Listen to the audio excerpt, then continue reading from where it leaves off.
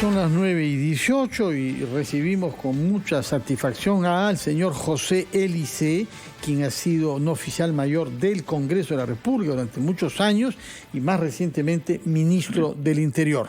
José Hélice, muy buenos días y gracias por estar con nosotros en RPP en este día feriado en homenaje a Miguel Grau. Buenos días, Fernando. Buenos días, Mónica. Buenos días. En efecto me sumo, por supuesto, homenaje al gran almirante Miguel Grau, héroe nacional, y además a la Marina de Guerra del Perú. De acuerdo. Queremos que nos dé su opinión sobre la manera como ha visto usted la evolución de la relación entre el Congreso y el Ejecutivo, tema que ya era álgido y ya era central cuando usted se desempeñó como ministro del Interior hasta hace poco más de 2 meses. ¿Cómo ve usted que ha evolucionado esa polaridad? Bueno, hemos estado muy preocupados, por supuesto, por esta falta de alineamiento entre el grupo parlamentario que corresponde al partido que llegó al presidente de la presidencia de la República y el gobierno, ¿no? Es decir, se ha notado una falta de alineamiento, discrepancias entre el grupo parlamentario, el partido y el gobierno.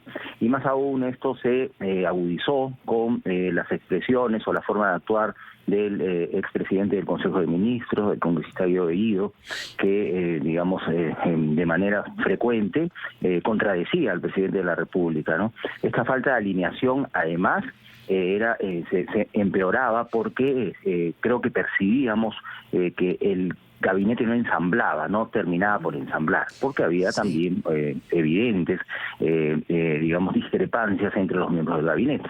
Sí. Bueno, esto...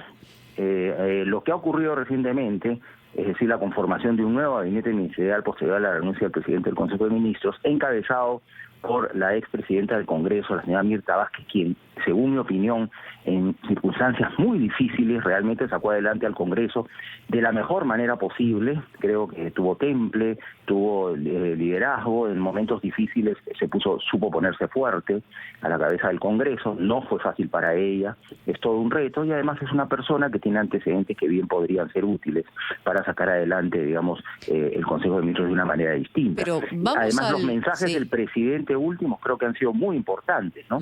Cuando se refirió, por ejemplo, a la reforma agraria sin violar los derechos de propiedad, cuando a través de su ministro de Justicia en su momento, en la etapa anterior y ahora continúa siendo ministro de Justicia, se aclaró de manera muy firme que no iba a plantearse la cuestión de confianza. Creo que el mensaje hacia la población principalmente y hacia sectores importantes de la población, por ejemplo los empresarios, que son quienes mueven la economía, y los trabajadores también en general, puede tener un cambio, pero vamos a ver.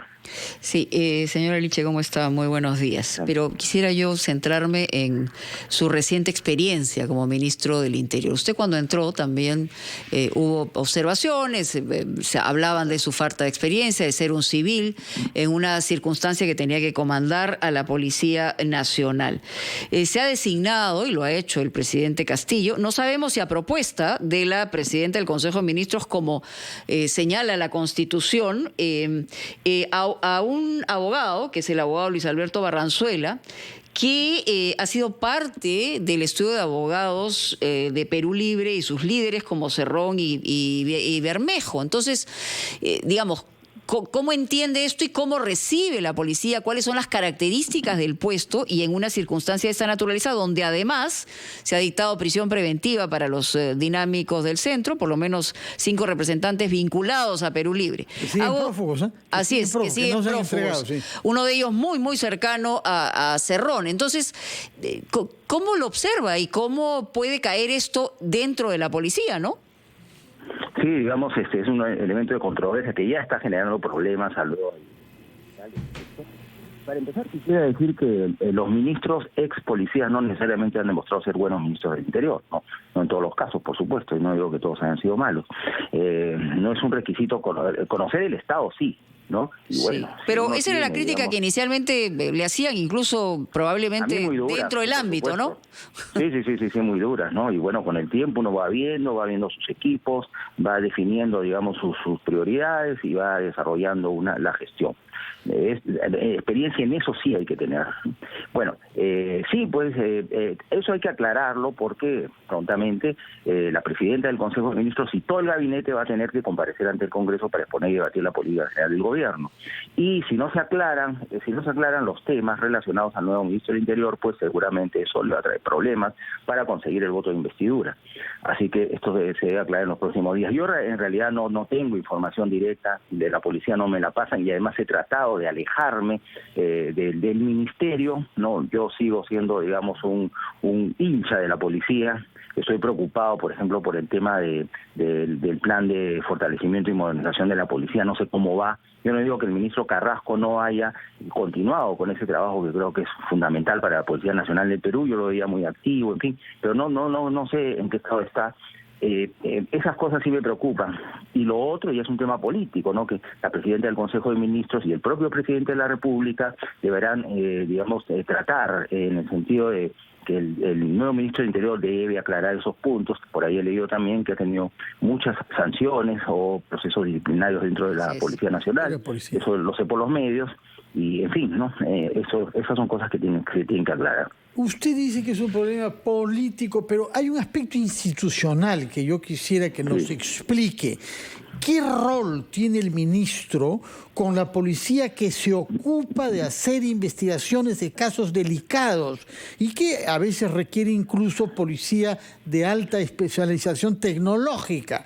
Porque de eso depende, naturalmente, que se pueda presumir que hay injerencia o no, porque no es porque haya dejado de ser abogado desde ayer que no sigue consciente de lo que estará pasándole a sus antiguos clientes. De manera que quisiera que nos explique qué funciones tiene el ministro del Interior cuando la policía debe hacer investigaciones sobre cuentas bancarias u operaciones financieras que conciernen a personas vinculadas, en este caso, con un partido político como es Perú Libre.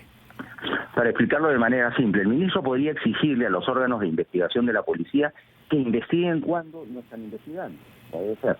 En segundo lugar, podría exigirles que no utilicen el poder que tienen de investigación o la habilitación que tienen para investigar de manera abusiva o fuera de la ley. Bueno, el ministro básicamente no debe tener injerencia sobre los procesos de investigación que están a cargo de la policía, porque todos están se desarrollan bajo la dirección del Ministerio Público.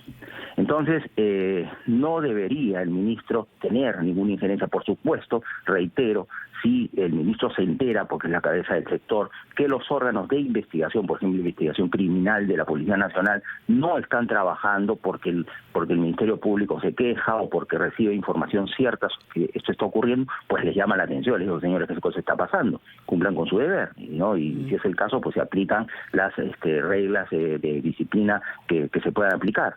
Y también al revés, es decir, que no se abuse esos sistemas. Por ejemplo, si los sistemas de inteligencia se utilizan para perseguir personas, políticos, empresarios o para perjudicar a terceros fuera del marco de la ley, pues también ahí está el ministro para enderezar esas cosas. ¿Cuánta información de inteligencia puede llegar a tener el ministro del Interior?